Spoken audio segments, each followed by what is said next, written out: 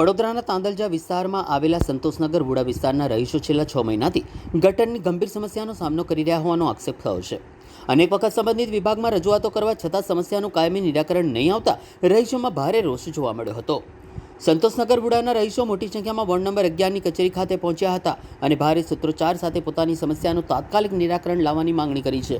રહીશોનું કહેવું છે કે ગટરના ગંદા પાણીના કારણે દુર્ગંધ, ગંદકી, રોગચાળાનો ભય સતત વધતો જઈ રહ્યો છે, છતાં તંત્ર દ્વારા યોગ્ય કાર્યવાહી કરવામાં આવી નથી। રજૂઆત દરમિયાન વોર્ડ નંબર 11ની મહિલા અધિકારી તેમજ ડ્રેનેજ વિભાગના અધિકારી બ્રહ્મભટ્ટે રહીશોને આશ્વાસન આપ્યું હતું કે તેઓ આવતીકાલે સ્થળ મુલાકાત કરીને પરિસ્થિતિનું નિરીક્ષણ કરશે અને શક્ય તેટલી વહેલી તકે સમસ્યાના નિરાકરણ માટે કાર્યવાહી હાથ ધરાશે।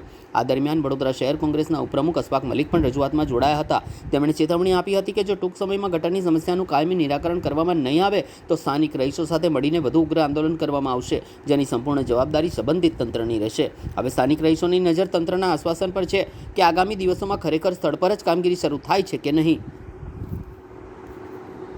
તાંદલજા સંતોષનગર વુડાના મકાનોના રહીશો છેલ્લા 6-7 મહિના ઉપરાંતથી ગટરની સમસ્યાથી પીડાતા હતા। વારંવાર ફરિયાદ કરે ત્યારે કોઈ નાનું મોટું આગળની કોઈની ફરિયાદનું કામ કરી જાય ને આ બધી ફરિયાદોનું સમાધાન થઈ ગયું છે એવું એ કરે।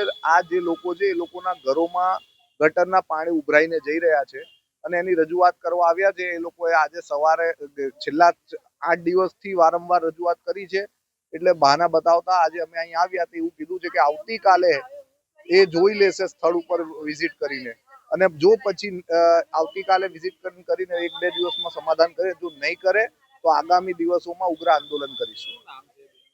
દ્રષ્ટિબેન બ્રહ્મભટ્ટ।